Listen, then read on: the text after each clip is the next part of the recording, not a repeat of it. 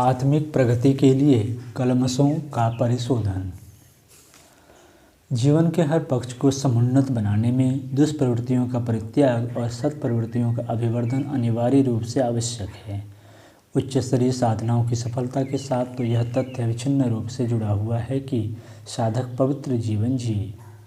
इसके लिए परिमार्जन परिष्कार की दिशा में साहसिक कदम बढ़ाए जाने चाहिए। भूतकाल का परिमार्जन और भावी पवित्र निर्धारण की प्रक्रिया प्रायश्चित द्वारा ही संभव होती है।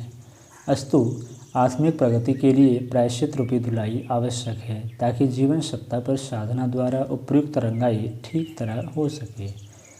कर्मफल की अनिवार्यता समझी जानी चाहिए और उज्ज्वल भविष्य की आकांक्षा यदि वास्तविक हो तो उसके लिए भविष्य की श्रेष्ठता परक गतिविधियों का निर्धारण किया जाना चाहिए। शिव पुराण में भगवान शिव कहते हैं, धातुओं के मैल को हटाने के लिए जैसे उन्हें तीक्ष्ण अग्नि में रखते हैं, उसी तरह पापी प्राणियों को पापनाश के उद्देश्य से ही अपने कर्मों के अनुसार नरकों में गिराया जाता है। कठोपनिषद में कहा गया है, जिसने श्रवण मनन द्वारा जैसा मनोभाव प्राप्त किया है उसी के आधार पर अपने अपने कर्मों के अनुसार कितनी ही जीवात्माएं देह धारणार्थ विभिन्न योनियों को प्राप्त होती हैं और अनेक जीवात्माएं अपने कर्मानुसार वृक्ष लता पर्वत आदि स्थानों पर पदार्थों के रूप को ग्रहण कर लेती हैं। महाभारत में कहा गया है, ज्ञानी मनुष्य तो अपने सच्चे स्वरूप को समझकर और तदनुसार आचरण करके सदा ही मुक्त होते हैं। उनको पुत्रों द्वारा दिए गए पिंडों की आकांक्षा कभी नहीं होती। विष्णु पुराण में कहा गया है, जिनके पाप समूह यम नियमों के पालन से नष्ट हो गए हैं, जिन्होंने मत्सर और अहंकार छोड़ दिया है, उन सच्चे भगवत भक्तों को हे यमराज नरक में मत ले जाना।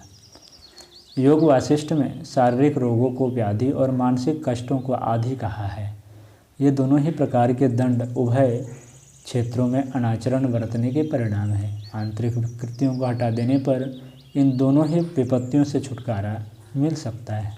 इस तथ्य का उल्लेख योग वासिष्ठ में इस प्रकार हुआ है।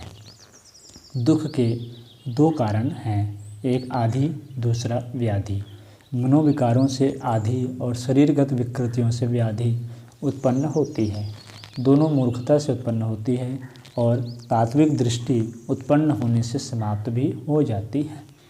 अनुचित इच्छाओं से, मूर्खताओं से, कुधान्य खाने से, मर्यादाएं उल्लंघन करने से शरीर एवं मन क्षीण होते हैं और नस नस में मलिनता भर जाती है। इससे प्राण विकल रहते हैं और शरीर व्याधियों से भर जाता है। इन मलिनताओं का परिशोधन करने के लिए प्रायश्चित किया जाता है।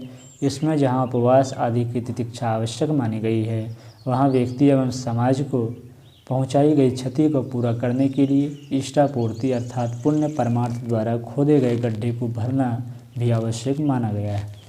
लिंग पुराण में कहा गया है, पातकी पुरुष उसकी आधी प्रायश्चित की विधि से भी शुद्ध हो जाता है अगर वह पुरुष चरित्रवान होता है। हे सुब्रतो, जो उपपातक करने वाले हैं, वे उसके भी आधे प्रायश्चित से शुद्ध हो जाया करते हैं। जो धन अनितिपूर्वक लिया है उसे दान द्वारा लौटा देना चाहिए और तपश्चर्या द्वारा उस कुकर्म का प्रायश्चित करना चाहिए। ऐसा न करने पर वह संचित पाप रौरव नरक में धकेलता है। मार्कंडेय पुराण में कहा गया है, अग्निहोत्र तप सत्य वेदाध्ययन तथा अतिथि सत्कार यज्ञ कर्म इष्ट कर्म कहे जाते हैं।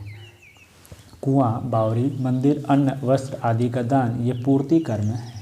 इष्ट और पूर्ति कर्म सदा करते रहना चाहिए। साधना विज्ञान में भी शारीरिक मानसिक मलिनताओं के निष्कासन पर जोर दिया गया है। आयुर्वेद में विकारग्रस्त शरीरों के मल शोधन की प्रक्रिया के उपरांत चिकित्सा का समुचित प्रतिफल मिलने की बात कही गई है। हठयोगी नैति धोती वस्ती न्योली वज्रोली कपालभाति आदि क्रियाओं द्वारा मल शोधन करते हैं। आयुर्वेद में वमन विरेचन स्वेदन नश्य आदि शोधन कर्म करके संचित मलों का निष्कासन किया जाता है। प्राकृतिक चिकित्सा में यही कार्य उपवास एवं एनिमा के द्वारा किया जाता है। राजयोग में यम नियमों का विधान है। कुंडलिनी योग में नाड़ी शोधन की अनिवार्यता है। यूँ उसका साधन विधान प्राणायामों की विशेष प्रक्रिया पर आधारित है, पर इसका मूल उद्देश्य शारीरिक और मानसिक क्षेत्र में घुसी हुई विकृतियों का निराकरण नहीं है। हठयोग प्रदीपिका में कहा गया है, नाड़ी शोधन से आरोग्य की प्राप्ति होती है और नादानुसंधान की अभिव्यक्ति ठीक तरह होती है। हठयोग प्रदीपिका में आगे कहा गया है, नाड़ियों में भरे मल का प्रक्षालन ही कुंडलिनी जागरण का आधार है। घेरंड संहिता में कहा गया है, नाड़ी शोधन के लिए प्राणायाम का अभ्यास करें। सूर्य भेदन अनुलोम विलोम प्राणायाम को नाड़ी शोधन के लिए, मल शोधन के लिए प्रतीक अभ्यास के रूप में प्रयुक्त किया जाता है। उससे श्वसन संस्थान की शुद्धि एवं शरीर में अन्यत्र भरे मलों के निष्कासन में सहायता मिलती है, पर उतने से ही सब कुछ संभव नहीं हो जाता। यह साधन संकेत यह बताता है कि आत्मिक प्रगति के लिए जितनी साधन संपदा संग्रह करने के लिए प्रबल पुरुषार्थ की आवश्यकता है, उतनी ही संचित कुसंस्कारों का निराकरण करने के लिए प्रायश्चित प्रक्रिया की भी। प्रायश्चित विधान वस्तुतः मल शोधन, नाड़ी शोधन का ही जीवन व्यवहार में प्रयुक्त होने वाला अति महत्वपूर्ण प्रयोग है।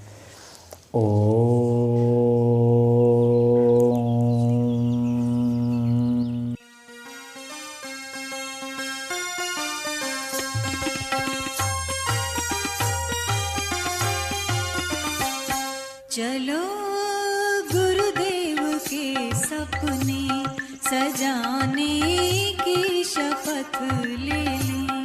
चलो गुरुदेव के सपने सजाने